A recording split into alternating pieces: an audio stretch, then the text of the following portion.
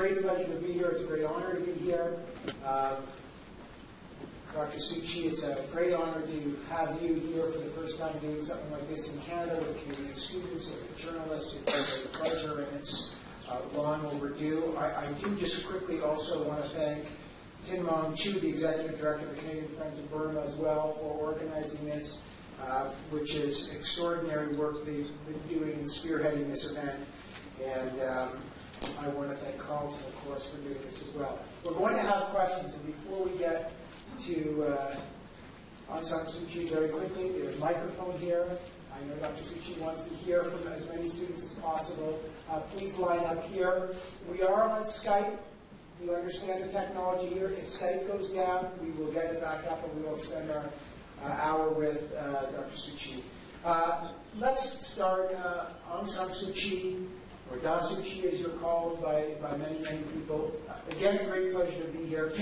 Before I start with some questions, can you give us some opening remarks, perhaps, about the current state of the situation in Burma? As people know, by-elections coming, and your current, the news about your ability to campaign. Could you give us some opening remarks, perhaps? Thank you. At the moment, everybody is very interested in what's going on in Burma. Some are a little bit too optimistic about the situation. We are cautiously optimistic. We are at the beginning of the road. Whether we shall be able to get onto it is another matter altogether. We are trying to get onto the road to genuine democratization. And the coming by-elections will give us some indication as to how far we shall be able to travel. At the moment, we have some problems with regard to our election campaign. Everything is not as you might expect it to be, a truly democratic society. But then, of course, we all know that we are not yet a truly democratic society. But on the other hand, compared to what it was like a year ago, 2 years ago, it is very, very different. I am able to travel freely around the country, and even if sometimes we meet with a few obstacles with regard to our election campaign, I'm able to meet the public. We are able to communicate with one another, and that is the most important thing for any political party. We have been able to reconnect with our people. And that is the great difference for us. Dr. Suu Kyi, first of all, this technology is marvelous, and I should tell people that Dr. Suu Kyi can see us as well. So we're really getting some marvelous technology. And you talk about connecting. Here we are finally at last time you connect to Canada. Tell us a bit about this nominal civilian government. They're backed by the military, different than the military junta government. What kind of controls are they exerting? And if you can, just to give us some details about the importance of this by-election. I understand there's 48 seats, and even if your party won all of the seats, it wouldn't change. The military would still be in control. So can you give us a perspective of how they're controlling the nominal civilian government, and then perhaps the significance of this by-election? I think we just have to look at the Constitution that was adopted in 2008 to find out how much control the army has over the government. In accordance with that Constitution, the Commander-in-Chief can take over all powers of government at any time that he deems fit. He does not have to refer to the National Assembly at all. So in a sense, you can say that ultimate power still rests with the army. So until we have the army solidly behind the process of democratization, we cannot say that we have got to a point where there will be no danger of a U-turn. Many people are beginning to say that the democratization process here is irreversible. This is not the point. It's not so. This is why I said we are cautiously optimistic. We don't know exactly how the army stands with regard to the reforms that have been instituted by the President and some of his former ministers. We, the public, are still quite distanced from the army. So there are many, many obstacles that have to be overcome before we can say, yes, we are truly on the path to democracy. Are we under military rule? No, we are not under military rule. We are under civilian rule. But this civilian rule, as instituted by the Constitution, is very much under the dominance of the military.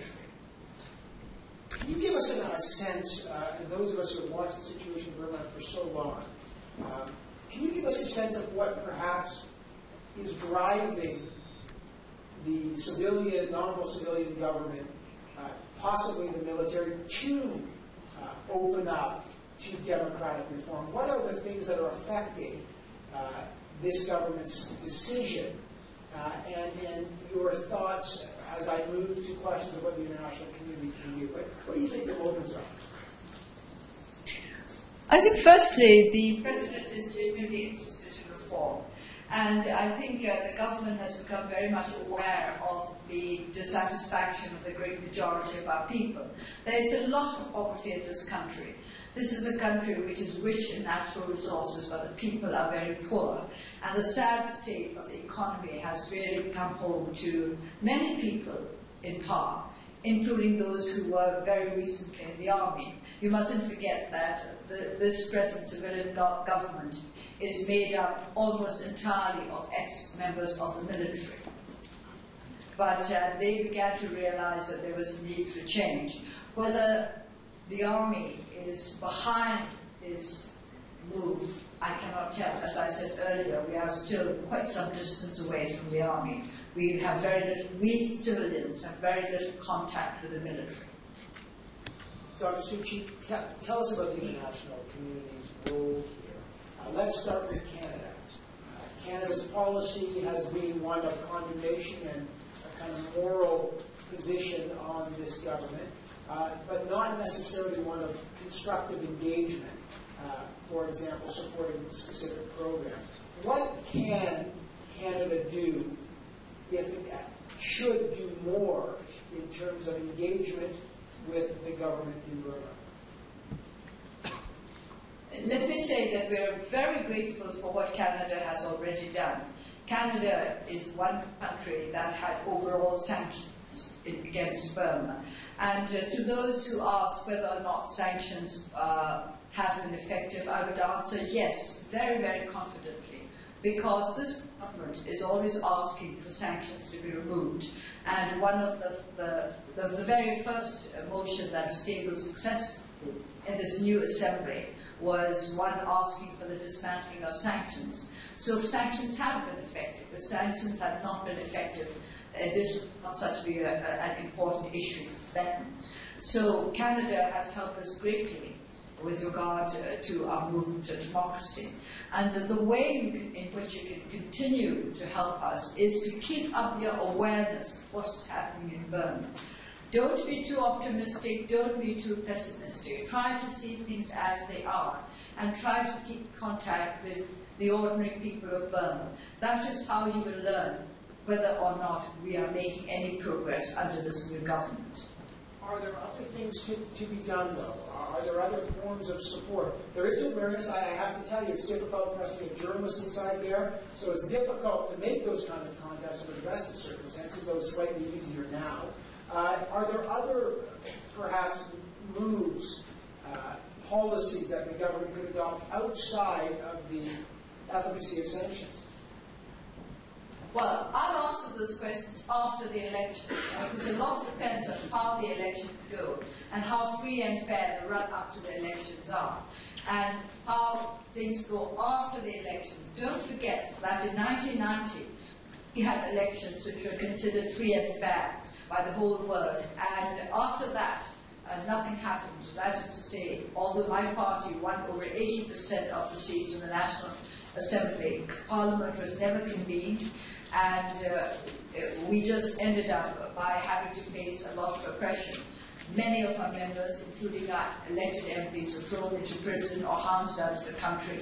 So we must wait until after the elections to find out whether or not there have been real changes. And depending on these changes, there should be suitable changes in policy. Yeah, I'll leave it there. I wonder on a wider scale, you've become a global symbol of peaceful resistance. Here we are witnessing events in Syria, where the people are rising up, and it's a very bloody resistance. You've seen and talked about it, and I know watched closely the Arab Spring. In some countries, it's functioned differently.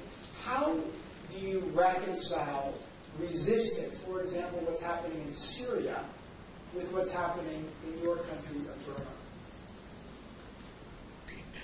Each country is different, and the circumstances in each country are different. In 1988, we had a national uprising for democracy, and although the people were not violent, we were put down in a very, very violent way by the military government. So each country is different. The people of Burma did not react in the way in which the people of Syria did, which is not to say that I think that we were wrong, or that the Syrians were right, or that we were right and they were wrong. I think each country copes with the situation it has to face in its own way. But I think that a peaceful resistance, a peaceful revolution is best all around, because although it might take us longer to get to our goal, the wounds are not so great. And I believe that when change comes about through violence and through bloodshed, there are deep, deep wounds which take a long time to heal, and these wounds become tremendous obstacles in the way of genuine democratization. Tell me about the role of the international community. We're watching around the world, as you say, different situations. You met with Hillary Clinton, the Secretary of State of the United States. What role do international countries like the United States and China, what role are they playing right now at possibly different ends of the political spectrum in terms of reforms going on inside Burma? I do not think that China or the United States in particular have any direct influence on the reforms that are going on in Burma. The United States, through sanctions, have, as I said earlier, sanctions have been effective. Sanctions have played a part in making the government here understand that there is a need for change. But it is not that any country anywhere is dictating what kind of changes to take place in this country. Basically, it is the will of the people of Burma which is beginning to make itself felt. And we have been able to do this because of the help that we have received from our friends abroad. I ask you partly because there's a great debate that's going on, and I think your perspective is instructive, on responsibility to protect.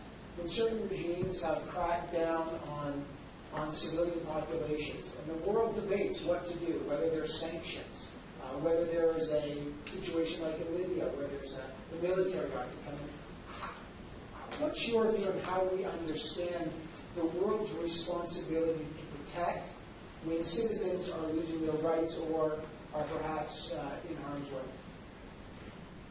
Well, there are such things as basic human rights, and I think if people really want to know about it, they do know about it. Those who pretend not to know about human rights just don't want to know. And this goes back to what I said earlier. Awareness is so important. You have to be aware of what is going on in a country if you want to help it. If you want to know when we should try to help. I do think that everybody all over the world has a responsibility to try to promote human rights anywhere on this globe.